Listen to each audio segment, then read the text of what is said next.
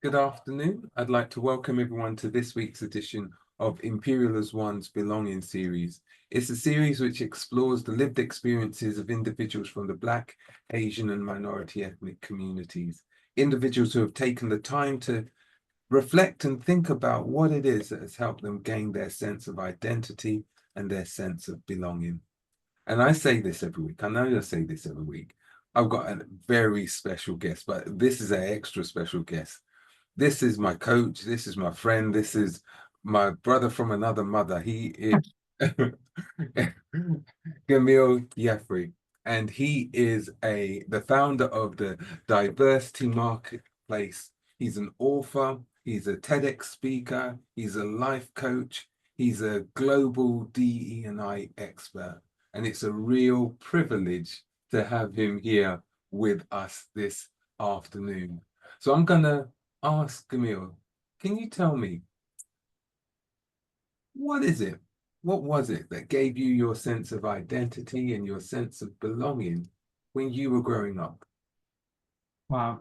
Wayne, firstly, the privilege is all mine, I promise you. But thank you for that intro. It was phenomenal. Thank you.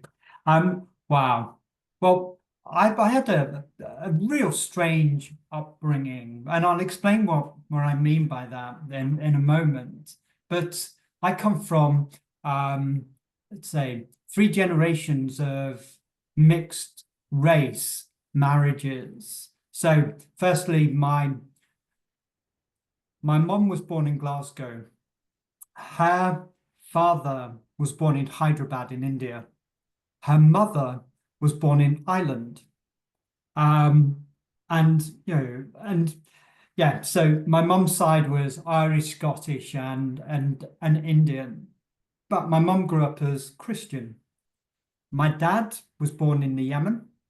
I came over in the 50s and you know found a job, settled down, met my mom, had four wonderful children, but my dad was Muslim. So we used to go to Glasgow uh, for every summer, um, Easter, and Christmas holidays, always. But when I was in Glasgow, I was I was Christian. And it's really strange because everybody there was Christian. And I Yeah. would have been really strange, sort of trying to be Muslim in a totally Christian environment. And again, that was from the age of zero right through to sort of my first birthday and until I was about 10. So in Glasgow, I was Christian. In Birmingham, which is where my dad was, and all his friends, and he'd take us around his friends' houses every Saturday. And so I was Muslim in Birmingham, and there's so much confusion, partially because my dad was married twice. Was married in Birmingham to my mum, and married in Yemen. And again, you know, had a family over there, a family here. So my dad used to send money home every week to the Yemen, and you can imagine you could say the finances were tiny in terms of supporting the family. So we were on school meals, and it was really strange, sort of explaining to people why we were on school meals. Or free school meals, should I say? Because my dad used to go back and forth to the Yemen. So when he was in Yemen, we were on free school meals. And when he was in the UK, we were on paid for meals. And that confused a lot of people. Yeah. And to be honest with you, you could say I probably grew up being slightly confused, but slightly nourished because I was gaining knowledge from two different religions, two different cultures. And what that did was it helped me to, to become more biculturally competent. Mhm. Living in you could say, my own country, and again, just traveling around and learning both cultures. In fact, it felt like three cultures. It felt like, my Yemeni culture, my British culture, and well, probably four because my Christian culture and my Islamic culture. Yeah. It wasn't until in when I was 11. So, growing up being slightly confused, I got into a bit of trouble. I was also dyslexic, which I didn't know at the time. But as well as that, I was hyperactive. As you've probably gathered, Wayne, I'm probably still hyperactive. But in terms of, so I couldn't sit still. And I got into, I got into trouble sort of quite a lot. So my dad decided to send me to Yemen. So you could say for my 12th birthday present, it wasn't actually my 12th birthday present. It was just happened to happen when I was just approaching my 12th birthday. My dad said to my mom, right, I'm taking Gamiel,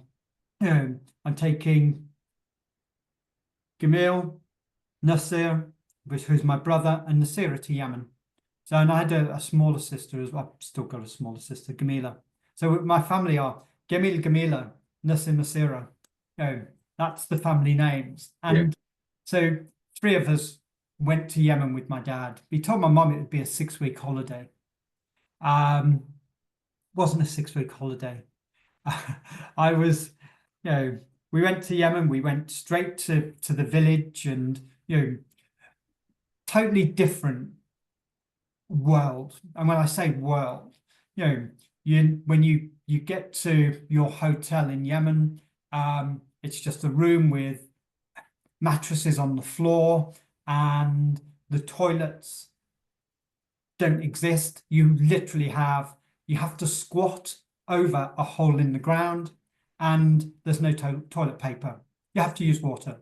And that's no warning. My dad gave us absolutely no warning of this at all.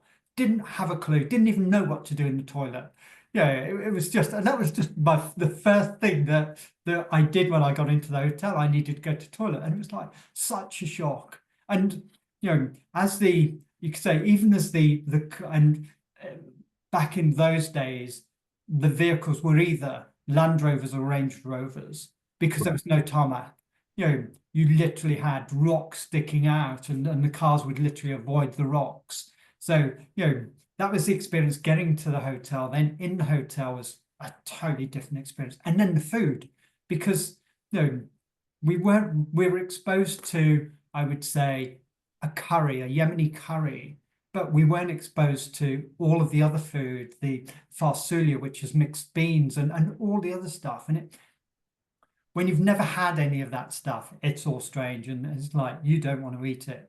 But so we landed in the city. Let's say we stayed in a hotel, and then we went to a village. And my dad lives in a village that has probably 40 houses. No gas, no water, no electricity. All of the water needs to be carried from wells to the village. Lamps.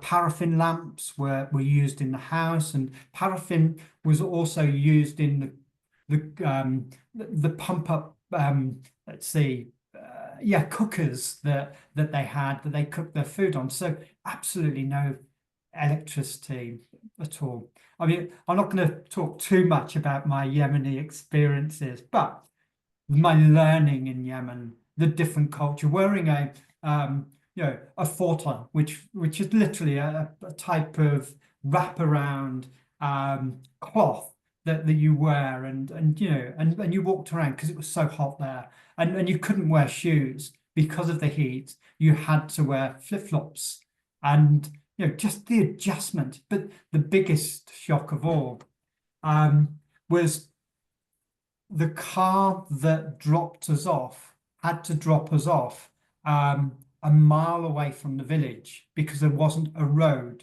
to the village. So carrying all your luggage for a mile, and then when you get to about 5 minutes, when people can see you from the house, suddenly you get fireworks, you get gunshots. Literally, everybody just celebrates your arrival.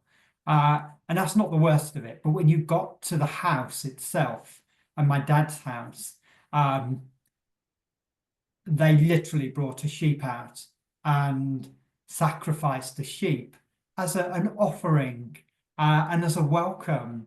But when you're not used to any of that, it's like terrifying. But yeah, but the Yemen was where, I learned so much about myself. I was there for not 6 weeks, but 2.5 years.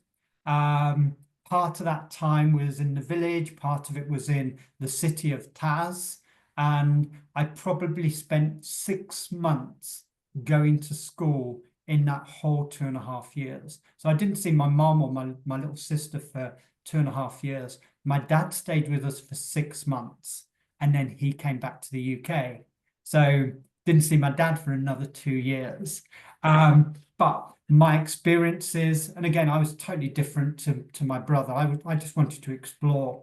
My brother wanted to sit down with all the men and eat cart, and even my brother was 13 months older than me. And by the time of 13, he was smoking away and everything else. That didn't interest me. I just want to be out and about and just discovering. And as I discovered not just nature, but the culture, the Islamic culture and the traditions and the religion, but also the people and how people lived and how different people lived, particularly whether it was in the cities or in the villages. Because even when I was in the villages, I'd travel to other villages, and when I was in the city, it was exploration. It was like, wow, this is like phenomenal. When we were in the city, and even at the age of 13, my dad gave us an allowance of 5 reals a day. And this is in 1973, so it's quite a long time ago. But 5 reals a day could buy me breakfast, dinner, and tea. And 5 reals was the equivalent of 50p today. Uh, you know, so I just lived my life. I mean, we stayed with my dad's wakil. He called him his solicitor, but really he was a black marketeer. And seriously, guns, cart's a Yemeni drug, money exchange. And, I used to go down with this chap to the bank almost every other morning, and I'd have a sack of money on my back. And I could walk for a whole mile to the bank. Nobody would even look at me. Um, you could just the laws in Yemen are so strict. You steal something, you get hands chopped off. You kill somebody, you get your head sliced off. And it's that strict. And nobody did anything. So, my learning about myself, my learning about others, all happened within that 2.5 years. And that really created the foundations for everything I do now. So many, and again, kindness, which is so important. The majority of people in Yemen were kind to me, but within my first 6 months, wasn't the best of experiences because I was different. And being taller than most of the Yemenis, even as a 12, 13-year-old, and a 14-year-old, I was even taller. But, it was, I used to be called a Nusrani. And a Nusrani is a term used that's really derogatory. And it's like they're calling, being called a Jew to a Muslim is quite a big insult. And it's a similar term. But I got into loads of fights. Oh gosh, I could share so much with you. And then this is the attitude of people and how people change. And within my first 6 months while my dad was there, I can remember going to my dad and complaining that, people always wanted to fight me. And he went, well, hit them back. And I thought, fantastic. Wow. Yeah, I've got permission. I tell you what, the first time I smacked somebody, and God, I'm sounding really awful, aren't I? But the first time I smacked somebody, they went to my dad, who was eating carts somewhere, and complained to my dad. And my dad come running out and slapped me across the ear so hard. And I went, but you told me to hit him. Yeah, but not in public. But so just the learning, and then again that taught me a lesson as well. So there were so many different lessons from Yemen, and as I say, that was those were really my foundations for most people were kind. You could walk into any household in Yemen, and they may not even ask you your name. They would just feed you and give you a drink, and it was so so open. The whole anywhere in Yemen you went, people would just welcome you in because, and again, it's all about dignity and respect. Yeah. And those became the foundations for you know uh, for the rest of my life. Kindness, dignity, and respect. Mm. And it's not about we have no right. And I learned this in Yemen. We have no right to judge anybody. The only person that can judge anybody is God or Allah. And Mm. that was a very early learning that I took. And again, the whole kindness and dignity and respect and combined, not judging, uh, Mm. combined those became my own values. Yeah. Um, so I hope that's answered. I mean, No, so much more, but I that's hope that gives you an insight. that's an amazing insight, to be honest, because you know the fact that it was such a pivotal point in your life as well when you were about 12, 11, 12. That's where boys become it kind of like shapes what they're going to become in those few years. um and to be away from a culture. I can't say it was a different culture, but to be engrossed in a culture where you were learning that culture and how to navigate that culture, having come from a different culture, you know, and finding acceptance within that. I think that's really quite something. But you mentioned that you didn't go to school. Well, you were 6 months. you went to six. So I went to school for 6 months in that 6 months. whole 2.5 years. So, Yeah. so So how did that impact? What was your mum think? What was your mum thinking back? Well, our mum wanted us back, but my dad couldn't afford to bring us back. At least that's what he kept saying to my mom, and that's what he said to us ever since. Yeah. At the time it was all about money and again, having a family in Yemen and a family in Birmingham, and then three members of his family sort of also in Yemen. It was a strange time, but that was the reason my dad gave. But even school and going to school for 6 months, I can remember because I was supposed to go to Arab school before I went to Yemen, Mhm. and my my experiences of Arab school weren't brilliant. Mhm. The head teacher or the Arab school teacher and I just didn't get on. Mhm. And again, being hyperactive, just yeah, I can remember him twisting my ear, and I can still remember it. And and I can remember some of the last things that he said to me before I went to Yemen, and they were really derogatory in terms of, you will never make anything of yourself. Mhm. Um, and he's still alive today. He's 93. I actually spoke to him 3 weeks ago, and I'm going to meet him over the next few months. But I can remember when I launched, Yemen Proud, which was one of my books. I remember when I launched it around about 2014. I invited him. I hadn't spoken to him since Arab school days, but I invited him to the book launch, Yeah. and I just reminded him. In fact, I didn't remind him that he said that I'd never make anything of myself. He reminded me, and he laughed, and he said, "I've made you who you are today because you've rebelled against me."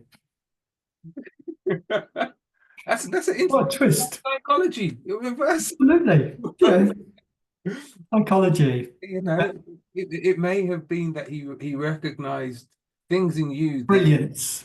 yeah, literally, and knowing that if he told you directly this is what you could do, you wouldn't do it. Yeah.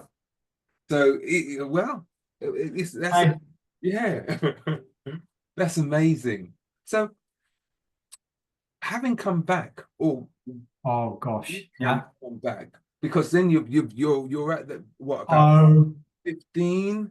Uh, 14 and a half I was when we got back. yeah. Yeah. So, how was that adjustment then for you coming back from? Uh, Wayne, what a brilliant question. I've got a certificate which I found not long ago for we weren't accepted into mainstream schooling when we got back, and I ended up going to English as a foreign language classes. Seriously, and I've got the certificates. And the thing is, in Yemen, we hardly spoke English. We learned in the first 6 months of being there, which was great having my dad there, but because we were playing with kids constantly, we just picked up Arabic so fast. Mm, And once we picked it up, that was it. We didn't really speak English again. So mm, it was almost 2.5, well, definitely 2 years of very little English. So coming back, it was like really, really strange. So I went to the Brass House Centre in Birmingham, where I had to take classes on English as a foreign language. And I cannot believe I'm born and bred in Birmingham, and having to go down to Broad Street in Birmingham to the Brass House Centre and be taught English as a foreign language. Honestly, I've still got the certificates. It just makes me smile. But that was a huge struggle. We came back at a time when they would just allocate, or you had to choose your CSEs, and this obviously before GCSEs, but you had to choose your. We just got back too late to actually choose any. So I was given English, maths, biology, human biology, geography, and history. Was I interested in any of those? Absolutely not. yeah. But they were, let's say, they were the only, they're the only places left. So that was fourth form. Came back in the middle of fourth form, fifth year. I failed all of my exams, absolutely every one. But do you know? And again, I'm one of these believers that what goes around comes around, and you know, I I loved football. And again, absolutely loved football. And I remember leaving school and thinking, right, there's no way I'm going to get a job. But the first place I applied to, which was the Western and General Insurance Company, in the middle of Birmingham, and just phenomenal, massive building. I remember going in there and thinking, oh my God, I've never been in a lift before. And I had to go to the fifth floor. And it's like, okay, so this says 5 on it. I better press that button. And I got to meet a lovely chap called Mr. Woodgate. And we talked for an hour about football, only because when I walked in, he had a big photograph of the company football team. And that was it. It was like I was hooked. I saw this photograph and I went, wow. I said, what trophies and do you know what? The first thing that came out was, what trophies have you won? And he went, we haven't. I thought, oh my God, I've lost this job. You know? And I don't know why, but we just started talking, and we spent an hour talking about football. Birmingham City, Aston Villa, Wolves, Warsaw, you name it. We just talked, and the company football team who needed a centre half. I'd never played centre half. I'd played left back, and I love playing left back, but they needed a centre half. And I left the interview thinking, oh my God, if, and bear in mind, my English was rubbish, no qualifications, absolutely nothing, apart from a bit of a personality and, enthusiasm. That was the word that he kept using. I love your enthusiasm. And it still sticks in my head. And 2 weeks later, I got a letter, which I've still got. From Mr. Woodgate, we would love to offer you a job. And that was phenomenal. So I went in my first day. I met my new manager, Dave Dooley. Dave Dooley just happened to be the manager of the football team. And my first job was, it was just as they were introduced, 1979, as they were introducing direct debits and standing orders. So the insurance company had agents all over the literally all over the country, and those agents would send in slips of direct debits, and we had to check them and everything else. And then we had to write back if there was digits moved or digits in the wrong places, etc. And so I had to write letters. Oh my God. Every letter that went to the typing pool, I can't believe I'm sharing this. Every letter that went to the typing pool for the first 6 months came back to Dave Dooley, and Dave Dooley would sit down with me and help me correct every single letter. It took 6 months. And again, that company could have sacked me at any stage during that 6 months. But after that 6 months, my letters, I was quite shocked. In fact, Dave Dooley was shocked because suddenly one day, none of my letters came back. And it was like, we were waiting. We were actually waiting for those letters to come back. And it just didn't come back. And so, yeah. And following that, Dave Dooley put me on a leadership development course. And it was a 3-week outward bound course in the Lake District. Again, on your own, and just phenomenal. So the Wesleyan did phenomenally brilliant for me. Dave Dooley was incredible throughout all. He was my boss for 5.5 years, and this is the giving back, and this is where I'm really proud. And we obviously I joined the 11-side football team and 5-a-side football team. In my last year, we won the 11-a-side trophy and the 5-a-side trophy. And that was my giving back. And you know what? I'm so proud. And I still talk to people at the Wesleyan in general now. And I still have those trophies. Yeah.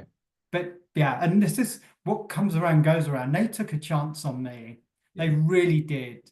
Yeah. And that was like my payback. Yeah. So yeah. You know what I like about, well, there's lots to enjoy about that account, but it's also the fact that you had missed much of your schooling, but that Dave almost became your personal tutor, as it were, and gave you the experiences that you had missed out on, and took that chance to say, actually, there's something. It's his enthusiasm. I can work with enthusiasm. You might not be able to write a letter, but I can work with that. Yeah. You know? And the payback was what we're seeing now. It's amazing. So from there, you said you worked with them for 5.5 years. Yeah. What next happened? Oh my, and I know I keep saying this. I decided, well, actually, I'm going to give you the full story. I'm not going to sort of abridge it. I went to Spain on holiday with lots of my mates. I met a lovely girl in Benalmádena Costa, near Marbella, and she lived in Bournemouth. We tried for a year to get her a job in Birmingham, and she worked in banking, but really she didn't fancy it. So I ended up moving down to Bournemouth. And I got a job for United News and Media. United News and Media at the time, they owned the Express, they owned the Star, they owned 350 different magazines like Caravan Weekly, Exchange and Mart, Motoring Magazine, and so many others. And I started off as a classified administrator, I worked for them for 15 years, and I ended up being a publisher. And my final job was as a troubleshooter. They would give me failing magazines to actually rebuild and massively increase profitability on. And I often think to myself, wow, somebody that was sent to English as a foreign language school, and suddenly writing strategies for, you know, for magazines and running, running sales, marketing, distribution, circulation, you know, departments, and collaborating with so many other magazines, etc., and just having a phenomenal time, you know, researching. And a lot of this, you know, the work that I did at United News and Media helped shape how I, you know, why I created Diversity Marketplace, and how I created Diversity Marketplace, because all of that research and that troubleshooting, I'd have to do loads of research into, you know, our clients, and, you know, what our clients wanted, what their advertising agencies wanted, you know, and again, how we changed the magazines, if they were, because most of them were either all advertising, 100% advertising, you know, and how we changed them, and how we, you know, whether we added editorial or whether we added other sort of adverts at the back. You know, there's so much that we did, and all of that research work and all of that consultation with other organizations, you know, helped me when it came to setting up Diversity Marketplace. You know, that's when you say that, and the way that you've said it, in terms of the fact that actually this young boy who had gone across to Yemen, right, lost his English, as it were, right, came back, and yet there you were, editing and troubleshooting. So the tricks which you learned on the streets of Yemen, right, in being, I'm going to say, being streetwise, understanding, Oh, yeah. those things then came back. So it wasn't a formal education as such, but you were still then able to be developing and adapting those to this new craft of troubleshooting. Wayne, it's quite, and in fact, you've just reminded me of something I totally forgot about. You know, in my time in the city in Yemen, I got my first job, and my first job was almost a travel guide. And because I spent so much time in the city, I knew where all the shops were. I knew where the chemists, the doctors. So every time the villagers used to come to the city, you know, I was the one that they always called on to actually take them around the city and to get them their clothes. I had deals with, you know, clothing sort of shops and scents. I mean, perfume in Yemen, and you know, it's huge. And I had deals with all of those shops, so that, you know, we got really, really cheap prices. And the individuals that would come up to the city would always buy me lunch, and they would give me a bit of a tip at the end of it. And Yeah. and that was my, you know, growing my street, my, yeah, my street cred Yeah. uh in Yemen. And again, all of that has contributed to, let's say, me being not, you could say, I think one of the things that in fact, just talk, because I've not shared this stuff for years. One of the things that you've just reminded me of is, you know, the fact that I did all of this and I wasn't afraid to do it. So that fear wasn't there. I wasn't afraid to actually try new things, to explore things, to engage with people, you know, to actually help people and just talk to people. There was Yeah. no fear. Yeah. And I've never really thought about that before. That's literally just come up as you've been talking. But throughout, it seems to me, it seems to me that there was many times where you did things which were fearless.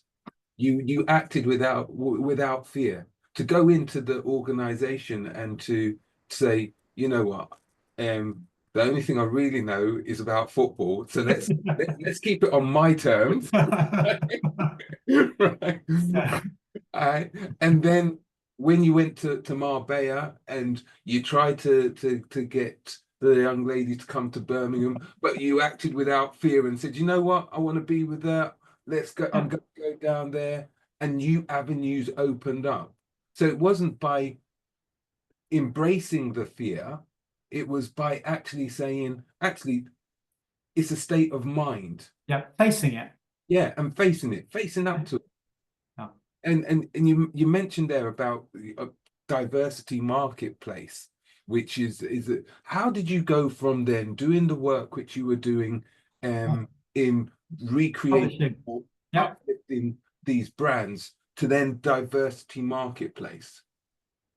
You know, when things are meant to happen, Mhm. they are meant to happen, really. So in 1999, the last publication that I was working on for United News and Media was a recruitment advertising publication. It went to local government, Mhm. and 52,000 copies every single week, 64 pages of advertising plus.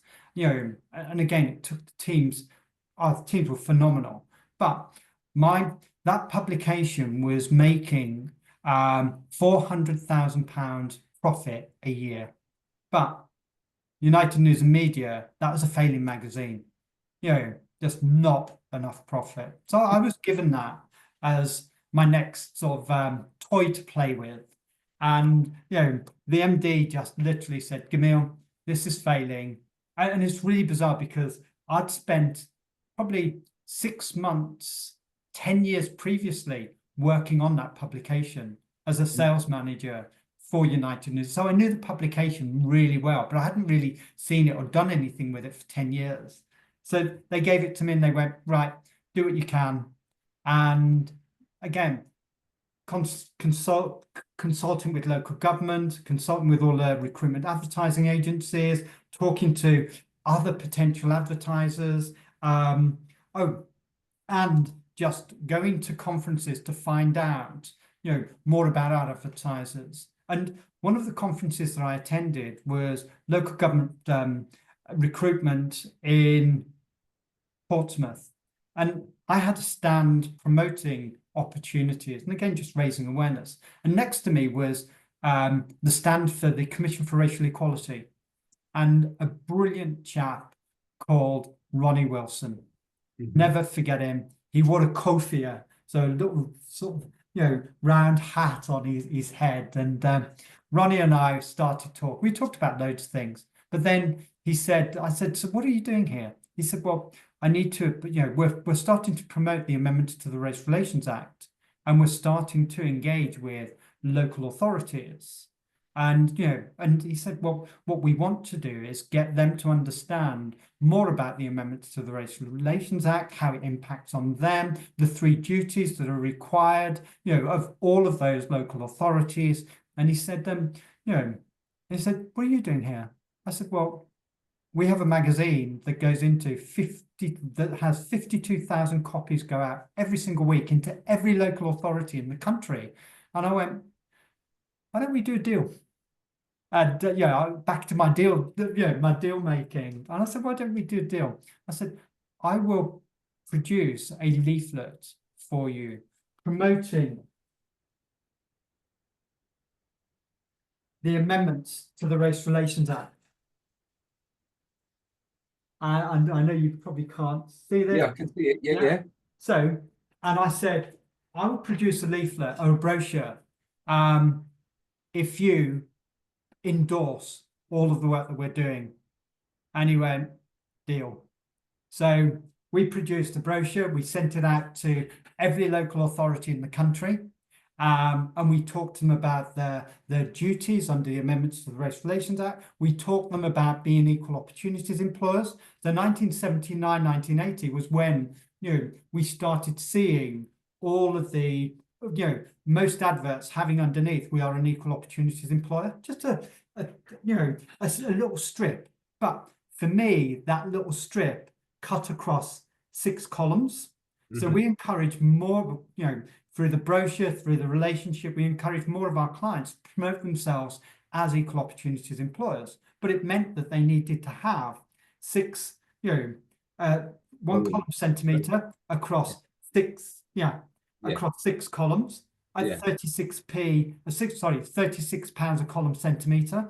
So 200 quid on every advert. Yeah. Within a year. And again, for me, it was all about the business case. Yeah. For me, what we also did was we added on 1,000 extra copies into mosques, synagogues, temples, Asian women's projects, African Caribbean centers, so that local government adverts that were exclusive beforehand were suddenly going into minoritized organizations, and they were reaching a totally new audience. So we discovered a new audience for them. And within a year, that publication went from 400,000 to 1.4 million profit. And yeah, and within the transition into diversity and inclusion, following that, one of the agencies rang me and she went, lovely lady called Maureen O'Connor. She went, Gamiel, and I'd worked with her on recruitment advertising, and she knew me fairly well. And she went, Gamiel, how would you like to come and set up our diversity practice? I went, Maureen, I wouldn't know where to start. And she went, Gamiel, don't worry, I'll help you. And that was my transition into diversity and inclusion. And 25 years later, we are now talking. So I've been doing this for 25 years. Diversity Marketplace, which I set up in 2005, is 20 this year. So yeah. See, I'm struggling to sit still. No, that's just amazing. You mentioned earlier on about what goes around comes around. Yeah. And those encounters, those pivotal encounters where you meet somebody who, it's not just about you clicking, it's about you recognizing what synergistically you can do together. Yeah. And how it's mutually beneficial for both parties. So, all right, I'm gonna I did give you the big up at the start, saying that you're a DE&I expert. Right. So, in all of your years of DE&I or EDI, right, what would you say has been some of the most challenging and the most rewarding aspects of your role? Oh, well, two things. One, we do lots of audits, lots of research, and we'll do a lot of work to uncover issues and challenges within the organization, within organizations. And again, from global audits to national audits, my biggest frustration is when organizations do or commission us to do all of that work and then do nothing with it. That's, the biggest frustration. When you get them to re-audit, or they, or you do research around the reality of work. And again, we've done 42 pieces of research around the reality of, of working for organizations from a minority perspective. So how different ethnic minority groups experience the culture of an organization. And in every single one of them, there were always hidden and shadow cultures that we identified, and we wrote action plans, etc. And so many of those organizations did not do anything with the results, which in effect is institutional discrimination. Because they know there's an issue, but they don't do anything about it. So there's huge issues. Yeah.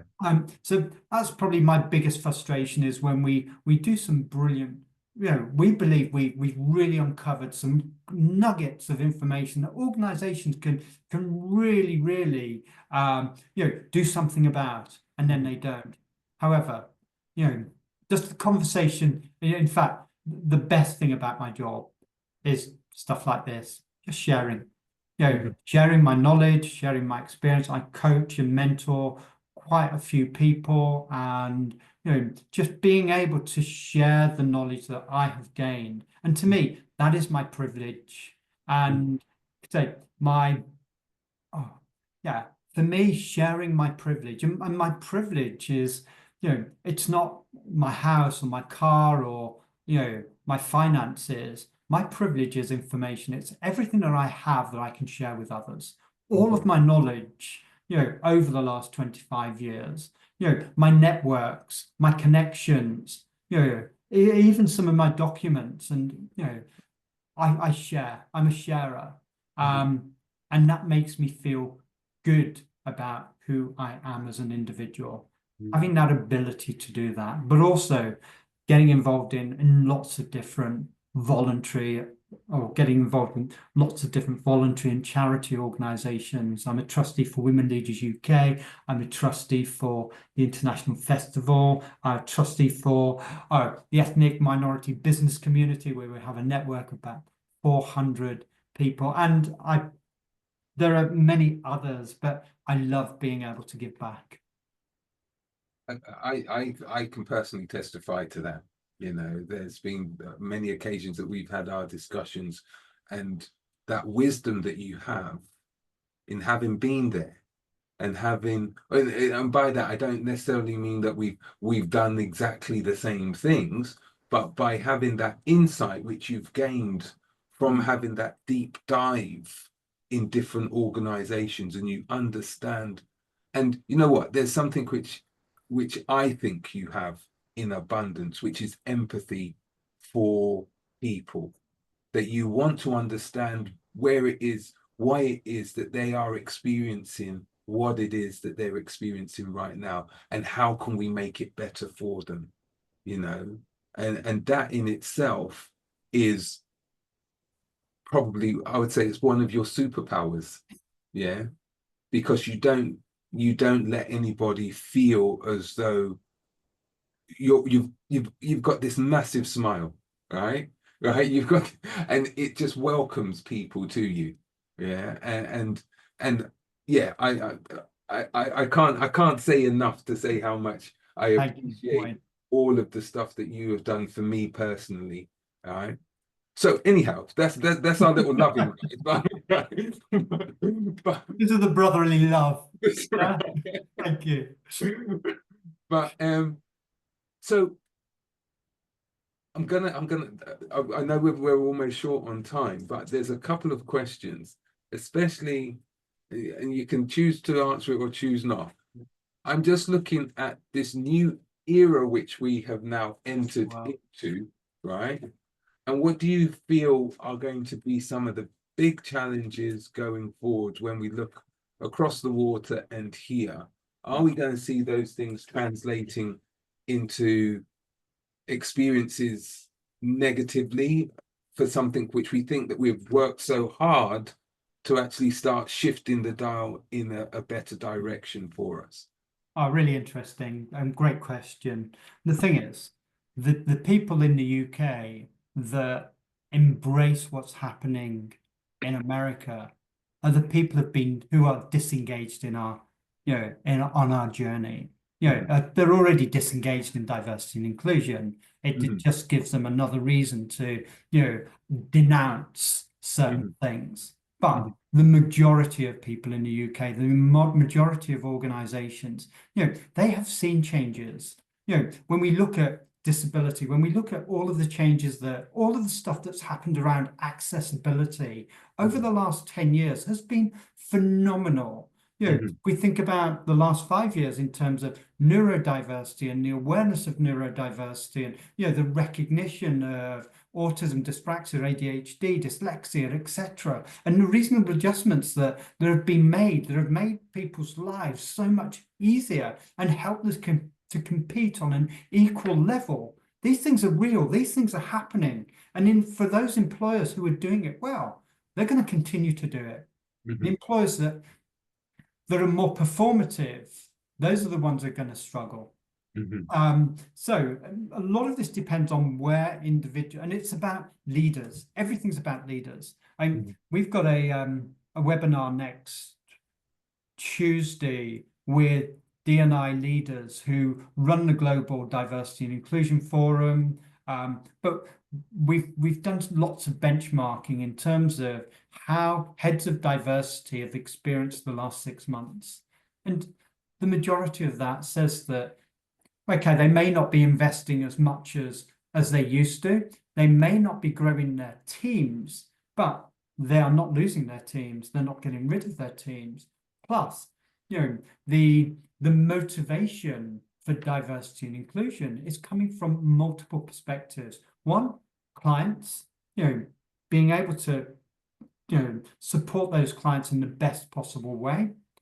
New leaders who are coming into it, and this is probably the biggest change I've seen is so many people are talking about having new leaders and how those leaders are pushing diversity, equity, and inclusion. So this is a benchmark that's only just closed. So we will be feeding back all of the results next week. It's, you know, I see similar things happening every 4 or 5 years, where suddenly somebody will talk about something, let's say unconscious bias 5 years ago, where the civil service said, no, we're not having unconscious bias training anymore. You know, that didn't end unconscious bias training. It just got people to think about how they delivered it and the impact and how they could increase the impact by not just running a session, but having something following that session and embedding it into the organization. Because most training, whatever we do, unless it's task related, whatever we do, we will learn something. And unless we start applying it quickly, we forget about it. And unconscious bias, I mean, to be honest with you, we just changed the title of unconscious bias from unconscious bias to conscious inclusion. And suddenly it was accepted. So we see this every 4 or 5 years. We're going to have I would say, a tough few months, but we'll get over it. We always do. But for me, it's about not giving voice and visibility to all of those people who are being negative about it. I'm focusing on the good things that are happening and sharing those good things that are happening. That's what we need to be doing. And part of my role in this is to encourage more organizations to share good practice and to shout and scream about the brilliance that we have. Now, I do know that because of the conversations, you mentioned about the benchmarking. Yeah. And I know that you have a specific tool which can you just describe that tool? I know we haven't got much time, and I know I will quickly. Yeah. So we have an audit tool that we use nationally and internationally. It's called the Global Diversity, Equity and Inclusion Benchmark. And it's called a benchmark, but it doesn't benchmark you against anybody else. It creates a benchmark for you. So when you do the audit and you compare you have a maturity or DEI maturity matrix that you use. When you do the benchmark, it identifies exactly where you're at on that maturity matrix. So it creates that starting point to say, this is where you are at in terms of equality, diversity, and inclusion. And then, part of the process is creating an action plan to fill in the gaps. But it's so important that organizations identify where they are. Most organizations do what I call initiativitis. They will jump from one initiative to another without having any form of systemic or holistic approach to diversity and inclusion, and then find that they're not really making as much progress. But when you have a systematic approach, and when you know where your starting point is, then you can create an action plan. And then you create a strategy. Most organizations will create a strategy and then write an action plan. Totally wrong. When it comes to diversity and inclusion, the idea is to find out where your gaps are, find out what you need to do, and then create a strategy of how you're going to do it. So, and that's the GDEIB in a nutshell. But there's obviously lots more to it. There's more layers. You've just the nutshell. Yeah. You know what? I'm just looking at the time, and we really are. I know. Yeah, but I thank everybody for staying on and yes, thank you. Right. What I am going to ask though is my final questions. We could trust me, we could carry on talking and would be here for another hour at least, if not longer. But I'm going to ask my final two questions, right? And the first of those questions is, what advice would you have given to your younger self? That's the first part. What advice would you have given to your younger self? And then the second part what would your younger self look at you now and say, wow? Yeah. The answer to the first one's really easy. I wouldn't say anything, because if I did, it would have changed the course of my life. Fair enough. Fair enough. Okay. Yeah. Okay. Yeah. And genuinely believe that. And you know, I'm a big believer in fate, and you know that we create our own fate, and there's so many things that happen in our lives that we can either go one way or another. And I genuinely believe that I've taken all the right routes for me. Yeah. And if I told myself to do something differently, I may have gone on a different route, which would have changed my whole life. Yeah. Am I proud of? Yeah. So the second one, I've just got to think of my Arab school teacher, and his name was Mr. Raqib, Abdul Raqib, and I think to myself, wow, um, I'm honestly, I'm so proud, and I think about what rather than what I would think, I think about what my father would think. And my father passed 20 odd years ago, but I think my dad would be really proud of me. I think he'd be shocked, yeah, happily shocked at how I've turned out. And he will say, if I hadn't taken you to Yemen, you would be in prison now. Mm. That's an interesting. That's an interesting thing, and it's you know what why I say that is when I've taught young children, and I've said, and I remember one boy who I taught, and I called his grandmother because he used to live with his grandmother, Yeah. and I had to say to her, you know what, for your grandson, the system doesn't work, right? And I wish there was another way that we could put him into a system which would work for him, because he had so many skills which just weren't the skills which were being recognized Yeah. as skills which would take you to on an academic path or something like that. But there were other things which he had in abundance, Yeah. but wasn't being recognized. And these are his strengths. And again, That's right. life should be about focusing on our strengths. How can we build on our strengths rather than how do we correct our weaknesses? I'm Yeah. not a big, I know some people say, well, we have to work on our weaknesses.